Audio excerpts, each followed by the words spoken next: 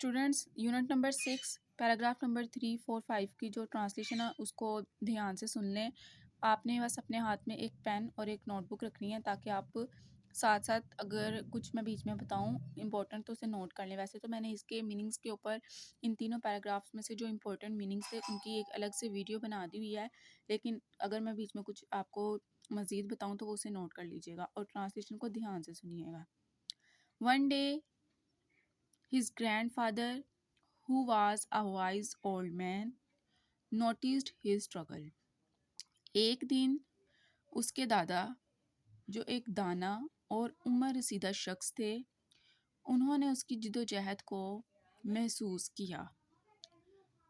He decided to impart a valuable lesson. उन्होंने उसे एक कीमती सबक देने का फैसला किया। He specially invited तसीर to his home. उन्होंने ख़ासूसी तौर पर तसीर को अपने घर बुलाया या मदऊ किया। Paragraph number 4 Taseer was warmly greeted by his father. Taseer को उसके दादा ने खुश दिली से खुश आमदीद कहा। He led him to the kitchen table. वो उसे किचन की मेज़ तक ले गए। There was an empty glass jar and a basket filled with big rocks, pebbles and sand. वहाँ एक खाली शीशे का जार और एक टोकरी रखी हुई थी जिसमें बड़े पत्थर, कंकर और रेत भरी हुई थी। तसीर लुक्ड इंट्रीग्ड। तसीर ने दिलचस्पी से उसे देखा। Paragraph number 5 Taseer I want you to fill this jar with everything in the basket, his grandfather instructed. Taseer मैं चाहता हूँ कि तुम इस जार को टोकरी में मौजूद तमाम चीज़ों से भर दो, उसके दादा ने हदायत दी। तसीर eagerly began by pouring the sand into the jar, followed by the pebbles. तसीर ने जोश से रेत जार में डाली, फिर कंकड़ डाले। When he tried to fit the big rocks in, they did not fit. जब उसने बड़े पत्थर डालने की कोशिश की तो वो फिट नहीं हो सके। तसीर frowned and looked at his grandfather. तसीर ने सोचते हुए या तेवरी चढ़ाते हुए दादा को देखा। He was puzzled. वो परेशान था। सो यहाँ पे पैराग्राफ नंबर 3, 4 और 5 की जो ट्रांसलेशन है वो मुकम्मल करवा हो गई है। मैंने आपको जैसे कि स्टार्ट में ही बता दिया था कि मैं ये जो चैप्टर मैंने स्टार्ट करवाया है इसके मैं सिंगल पैराग्राफ जो है उसकी ट्रांसलेशन अपलोड नहीं करूँगी क्योंकि ये चैप्टर जो है थोड़ा सा लेंथी ज़रूर है लेकिन इसके पैराग्राफ छोटे हैं, तो इसलिए एक वीडियो के अंदर कम से कम 2 या 3 पैराग्राफ जो है मैं वो आपको कवर करवाती जाऊँगी। आपने जस्ट साथ साथ तैयार करते जाना है।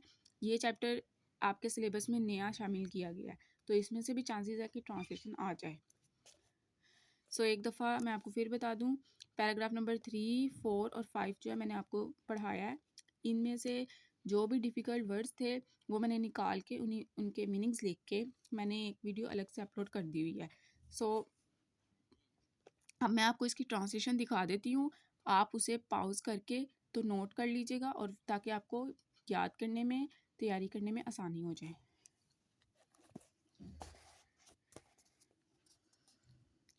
जैसे कि मैंने आपको बताया, मैंने आपको पैराग्राफ नंबर 3, 4 और 5 पढ़ाया है।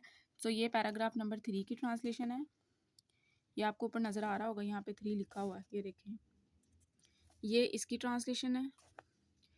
ये ट्रांसलेशन दिखाने का मकसद ये है कि वो बच्चे और बच्चियाँ जिनके पास की बुक्स नहीं हैं, गाइड बुक्स नहीं हैं, या वो किसी भी इशू की वजह से या फाइनेंशियली वीक होने की वजह से अच्छी अकेडमीज़ या ट्यूशन अफोर्ड नहीं कर सकते, वो इन ट्रांसलेशन को जो है नोट करके अपने इंग्लिश के पेपर की तैयारी कर सकते हैं। अब हम पैराग्राफ नंबर 4 की ट्रांसलेशन देखते हैं।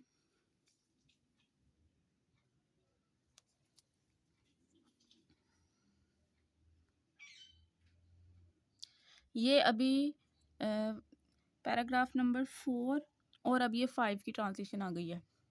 इन तीनों की ट्रांसलेशन को आप पॉज करके तो आप नोट कर लें और इसको याद करना शुरू कर दें। अगर आप साथ साथ याद करते जाएंगे ना तो आपको तैयारी करने में बिल्कुल परेशानी नहीं होगी। ये 5 पैराग्राफ था जिसकी ट्रांसलेशन मैंने आपको दिखाई है और ये आपका 4 पैराग्राफ है। 4 पैराग्राफ यहाँ पे एंड हो रहा है, इधर छोटा सा पैराग्राफ था। 3, 4, 5 इसलिए मैंने मिक्स तीनों इकट्ठे पढ़ा दिए क्योंकि 3 और 4 छोटे थे, तो मैंने साथ 5 को भी मिला लिया। सो आई होप कि आपको ये ट्रांसलेशन समझ आ गई होगी। आप साथ साथ इसके नोट्स बना लें ताकि आपका पेपर में ये जो क्वेश्चन नंबर 3 ट्रांसलेशन का आना है, इसकी आपकी जो है उसमें मार्क्स कटने के आपके चांस ना बने और ये अच्छा सा आपका अटैम्प्ट हो जाए। सो इसके साथ अब नेक्स्ट वीडियो में मैं आपको जो है अगले जो रिमेनिंग पैराग्राफ्स हैं वो पढ़ाती हूँ। So stay connected and stay blessed.